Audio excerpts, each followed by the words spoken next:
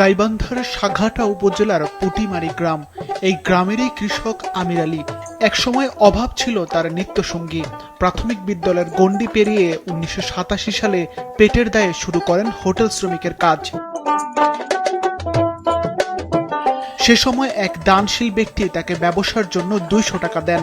সেই সামান্য পুঁজি নিয়ে শুরু হয় তার নতুন পথ চলা।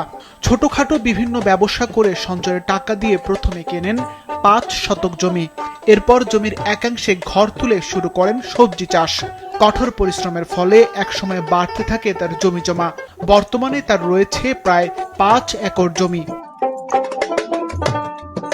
চলতি মৌসুমে ১৬ শতক জমিতে একসঙ্গে চাষ করেছেন অসময়ের লাউ, চিচিঙ্গা, শসা ও করলা সহ ৫ ধরনের সবজি। সবজি বিক্রি করে সপ্তাহে আয় করছেন প্রায় ৪০,০০০ টাকা। একটা জমিতে আসলে এককভাবে ক্ষেত করি না। বাংলাদেশের আয়তনের জায়গা কম, ধীরে ধীরে বাড়ি করে জায়গা বন্ধ হয়ে যাচ্ছে। এই হিসেবে খাদ্যের অভাব। আমার দেখা দেখি কেউ যদি এইরকম একটা জমিতে ৫-৬টা করে ফসল একই সাথে তৈরি করে, বাংলাদেশ আমরা জাপানের চাইতে আগে যাব। বর্তমানে সবজি চাষ থেকে বছরে তার আয় অন্তত ৮ লাখ টাকা। নিজের পাশাপাশি কর্মসংস্থানের সুযোগ তৈরি করেছেন শ্রমিকদেরও। আমি এই জমিতে কাজ করি, এগুলো দেখাশোনা করি, পরিষ্কার করি। আর বিভিন্ন ধরনের তো দেখতেও ভালো লাগে।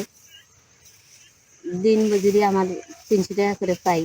৫টা দিনও একটা জমি ফসল লাগাচ্ছে, একটা জমি। হ্যাঁ, হাটে হাট মনে করেন যে ৮-১০ টাকা বিক্রি করে।